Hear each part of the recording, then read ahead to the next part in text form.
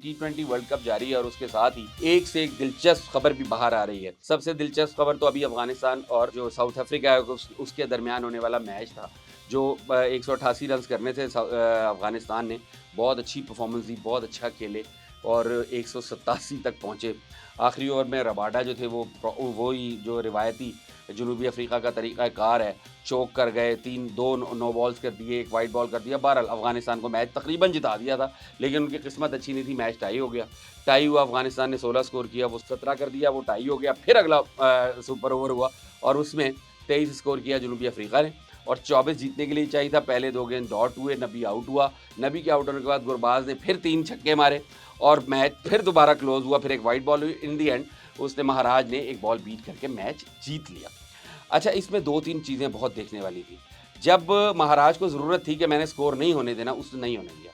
उसके बाद उसने 3 गेंद बाकायदा बैट्समैन के मुंह में किए और गुरबाज से छक्के बाकायदा खाए।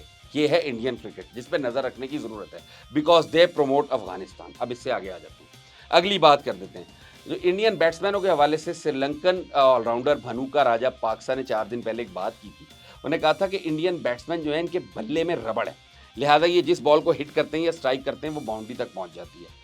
कल उन्होंने क्लैरिफिकेशन, जब ये खबर ग्लोबल हो गई, पूरी दुनिया में ये खबर जो है ये फ्लो मतलब जिसको कहते हैं वायरल हो गई और 80% दुनिया ने इस बात को तस्लीम किया कि yes, Indians can do this because they are born cheaters. उसके बाद राजा पाक्सा, चूंकि वो रहता भी हिंदुस्तान में ही है, श्रीलंकन ज़्यादातर इंडिया में ही रहते हैं, वो PSL IPL वगैरह खेलने वेलने के चक्कर में, तो उसने फिर कल तरदीद की। उसने कहा मैंने ये नहीं कहा था, मैंने ये कहा था कि इनके बल्ले इतने अच्छे हैं और ये इतनी अच्छी क्रिकेट खेलते हैं जैसे इनके बल्लों में रबड़ है, जबकि ये झूठ है। असल बात जो राजा पाक्सा ने करनी थी वो पहले कर गया।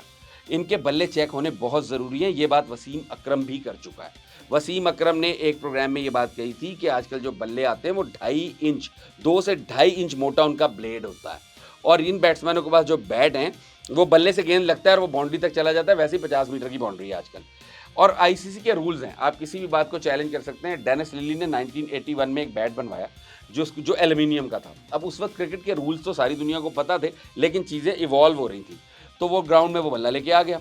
इंग्लैंड के खिलाफ शायद मैच था, लेकिन डेनिस लिली शरीफ आदमी था, ऑस्ट्रेलियन होने के बावजूद शरीफ आदमी था।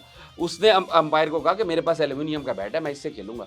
अंपायर ने आगे जो बोर्ड था या जो भी लोग थे उनसे पूछा, उन्होंने कहा जी एल्यूमिनियम के बैट से आपको खेलने की इजाज़त नहीं है, लकड़ी के बैट से ही खेल सकते हैं। वो बैट वापस दे दिया गया। ये क्रिकेट की तारीख का बहुत मशहूर वाक़या है। क्रिकेट की हिस्ट्री में 2 ही बड़े वाक़यात हुए हैं, एक डेनिस लिली का एल्यूमिनियम का बल्ला लेके ग्राउंड में आना और दूसरा ट्रेवर चैपल का अंडरआर्म बॉल करना, जो न्यूजीलैंड के खिलाफ आखिरी बॉल उन्होंने किया था। अच्छा, उसके बाद से ये बात किसी ने नहीं की, लेकिन अब आप आ जाते हैं अब इंडियन प्लेयर्स के ऊपर और इनके बल्लेबाजों की तरफ। आप अगर इंडियन टीम का ओवरऑल स्ट्रक्चर देखेंगे तो इनके जो फास्ट बॉलर्स हैं जिनसे ये गेंद करवाते हैं वो 5 फुट 7-8 इंच के बॉलर्स हैं, जबकि जो एक प्रॉपर फास्ट बॉलर है उसके लिए 6 फुट के करीब का होना ज़रूरी है। इन लोगों के पास चूंकि इतने लंबे और इतने तगड़े लोग नहीं आते, लिहाजा इन्होंने क्रिकेट को ख़राब किया और वो टेनिस बॉल वाली क्रिकेट बना दी, वाइट बॉल से खेलना शुरू कर दिया और बॉल का साइज़ छोटा कर दिया ताकि हमारे बॉलर्स का गेंद विकेट तक पहुंच सके। ये सारी दुनिया ने देखा। जब हमने लोगों से बात भी की कि ये क्या हो रहा है, तो लोग ये कह के खामोश कर दिया करते थे कि भाई होने तो जो हो रहा है, हम खेल चुके, हमने तो पैसे कमाने, इससे आगे आए। ये जो बल्ले वाली बात है इसमें भी वजन है और क्रिकेट खेलने वाली हर कौम के पास ये राइट है, उनके पास ये हक है। मिसाल के तौर पर इतवार को पाकिस्तान और इंडिया का मैच है, पाकिस्तानी टीम को चाहिए कि मैच के दौरान इनके बल्ले चेक करवा लें, कोई हर्ज नहीं है। आप चैलेंज कर दें जो बंदा बैट लेके ग्राउंड में उतर रहा है। 90 मीटर की बाउंड्री पे जो 4 पीस रेड बॉल है उसके ऊपर अभिषेक शर्मा बॉलर के सिर के ऊपर से हिट नहीं मार सकता, जबकि इन मैचेस में वो टच करता है, सामने सिर्फ हल्का सा पुश करता है, छक्का हो जाता है। ये ऐसे नहीं होता सर ये। और सबसे पहले ये बात इनके हवाले से, जब शामी, अब आगे आ जाए, मोहम्मद शामी ने जो लास्ट टाइम वर्ल्ड कप हुआ उसमें पता नहीं 20-22 आउट कर दिए थे। वो जो गेंद करता था वो सांप की तरह हिलना शुरू हो जाता था। उन्होंने कहा जी दुनिया का बहुत अच्छा बॉलर है, 5 फुट 6.5 इंच कद है शामी का, ठीक है, और कोई 48 इंच की बेल्ट है, इतना पेट है इसका, फास्ट बॉलर ये बन नहीं सकता। फिर कैसे आउट कर रहा था साहब, पता लगना चाहिए। इसके ऊपर हसन रजा ने एक बात कही थी, उसने कहा था ये बॉल को, इनको खुसूसी बॉल दिए जाते हैं, स्पेशल बॉल दिए जाते हैं और समटाइम ये बॉल को ग्रीस भी लगाते हैं। इस बात पे हमारे ही लोगों ने उसका मजाक उड़ाना शुरू कर दिया था, जबकि ये सब कुछ मुमकिन है। उसका सबूत हम आपको देते हैं। पूरी दुनिया में जो बल्लेबाज हैं उन्हें किट और बैट स्पॉन्सर होते हैं। जो रूट से बड़ा प्लेयर तो कोई नहीं है। जो रूट को भी ग्रेनिकल्स अपना बल्ला स्पॉन्सर करता है।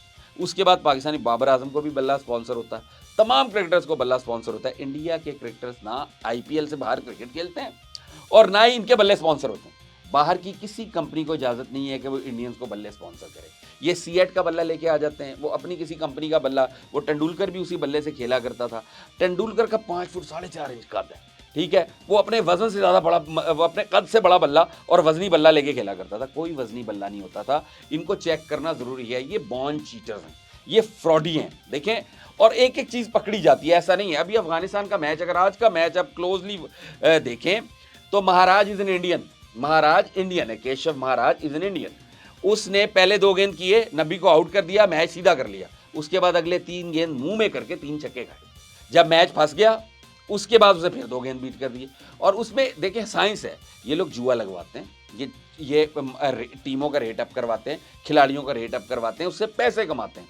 और ये जो क्रिकेट के ऊपर इनकी हेजेमनी है उसको तोड़ने का वक्त आ गया, चूंकि अब ये जगह जगह पकड़े जा रहे हैं। लिहाजा पाकिस्तान को चाहिए कि इंडिया के खिलाफ मैच में जब भी इंडियन बल्लेबाज बारी लेने आए, एक तो इनके बल्ले चेक करवाएं। बल्ला चेंज नहीं करवाना, चेंज करवाने का कोई मसला नहीं है। एक एक बंदे ने 12-12 बल्ले बाहर रखे हुए होंगे, चेंज करने से कुछ नहीं होगा। आपको आप चेक करवाने, चेक नहीं, आपने बल्ला चेक करवाना है ग्राउंड में। आप मैच छोड़ दे लेकिन बल्ला चेक करवाएं, एक बात। दूसरी बात, इनका बॉल भी चेक करवाएं।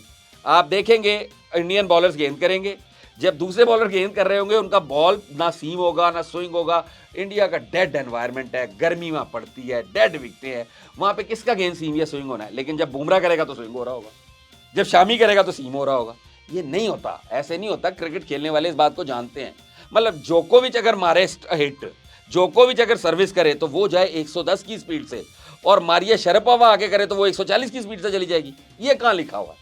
तो लिहाजा ये देखना ज़रूरी है और पाकिस्तान को चाहिए इतवार को ये चीज़ करे।